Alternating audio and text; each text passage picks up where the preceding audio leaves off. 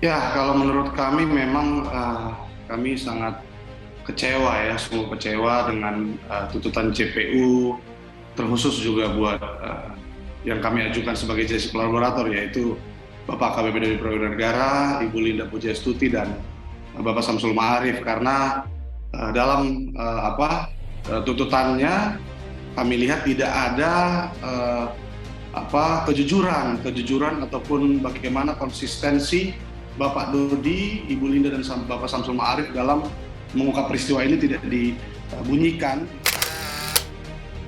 Pengacara dari AKBP Dodi Prawira Negara, Adril Fiari, merasa bahwa tuntutan yang diberikan jaksa kepada kliennya tidak tepat. Menurutnya, jaksa sama sekali tidak melihat maupun menghargai kejujuran dari Dodi, serta keberanian Dodi dalam menolak ajakan Teddy Minahasa untuk merekayasa cerita dalam persidangan. Adril menegaskan, konsistensi Dodi dalam membongkar kasus secara terang benderang, serta membantu pengungkapan menjadi lebih mudah saat sidang, perlu untuk mendapat apresiasi dari jaksa. Mana kami sudah mengajukan justice kolaborator hari Selasa kemarin, kami sudah bersurat ke Kepala Kejaksaan Negeri Jakarta Barat, namun sampai dengan dibacakannya tuntutan tadi siang, kami tidak ada mendengar sedikit pun mengenai justice kolaborator. Dan yang meringankan juga tidak ada dibahas sama sekali bagaimana Bapak Dodi jujur, Ibu Linda jujur. Yang meringankan hanya mengenai Pak Dodi, Ibu Linda, dan Samsul Ma'arif mengakui kesalahan. Begitu. Menurut Anda itu semestinya dipertimbangkan oleh jaksa penuntut umum terkait dengan pidananya? Karena yang kita tahu sedari awal Bapak Dodi diintervensi, kita lihat, kita sudah dengar semua bagaimana intervensi nyata dan jelas diterima oleh keluarga Pak Dodi, baik itu Pak Dodi, keluarganya juga, istrinya, bapaknya, tapi bagaimana Pak Dodi berjiwa kesatria untuk menolak itu semua dan terus berkata jujur sampai hari ini. Nah, kita tidak lihat itu ada di dalam tuntutan JPU, begitu. Kalau dalam pledoi nanti memang kami akan memasukkan penerapan pasal 48 dan 51 itu yang utama. Bagaimana Bapak Dodi yang sudah diutarakan oleh ahli pidana Dr. Dian Aryawan dari Tawang pada saat itu, memang adanya daya paksa secara psikis, ya kan, atau daya paksa relatif. Itu memang terlihat jelas ketika Bapak Dodi ada bergaining, Bapak Teddy Minahasa ketika itu memang asumsi Pak Dodi dipindahkan dari yang dia Kapolres Bukit Tinggi sudah melakukan pengungkapan Pusat 4, dia berprestasi tapi malah dipindahkan, kan begitu. Itu satu. Yang kedua, dia didesak, dia sudah menolak perintah yang salah tersebut 2 kali, yang mana kita tahu bagaimana sulitnya untuk menolak perintah atasan yang salah itu, seorang jenderal lagi kan, tapi dia sudah menunjukkan bahwa dia tidak setuju dengan perintah tersebut kan. Jadi sebenarnya kalau kita lihat bagaimana Pak Dodi ini sudah menolak perintah itu kan gitu. Jadi sebenarnya harusnya memang hukuman terendah itu ada pada Pak Dodi gitu. Menurut pakar pidana Asep, meski Dodi Prawira Negara tidak mendapat status justice kolaborator sejak awal, namun Dodi tetap dapat mengajukan langsung kepada majelis hakim persidangan.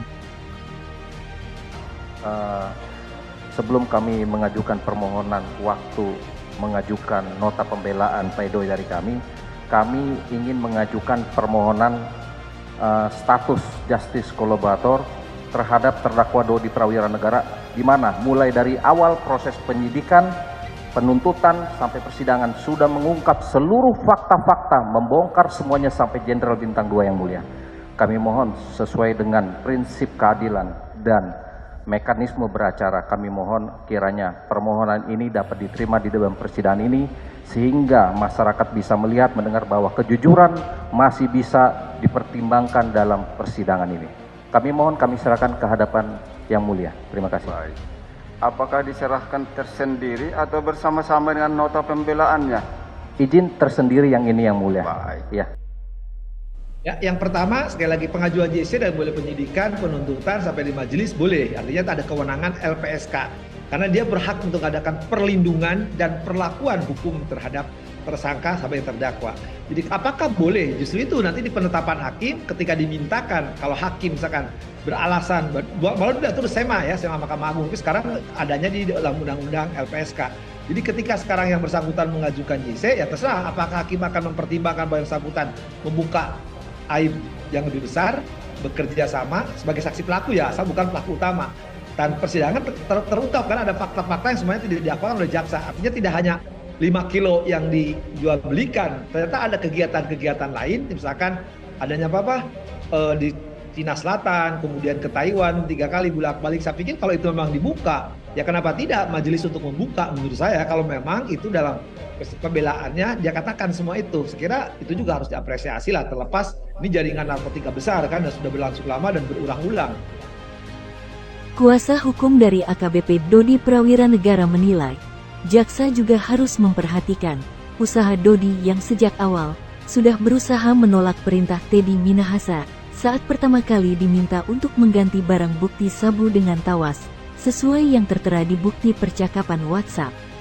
Dodi pernah mengungkap di persidangan bahwa ada beberapa anggota Polri yang menjadi korban dari Teddy Minahasa akibat tak mau menuruti kemauan atau perintah Teddy. Kuasa hukum Dodi meminta agar jaksa mempertimbangkan usaha Dodi dalam keberaniannya untuk menguak fakta di persidangan. Ya, kalau kita sandingkan dengan Bapak Aibtu Janto, Bapak Aibtu Janto juga seorang polisi ya, tapi tuntutannya bisa 15 tahun. Dan kita lihat juga bagaimana Muhammad Nasir yang dituntut 11 tahun. Bagaimana kalau kita bongkar lagi lebih dalam, dia adalah seorang residivis yang kalau tidak salah 2 kali ketangkap, 2 kali sudah pernah jadi narapidana. Nah itu saja bisa 11 tahun gitu.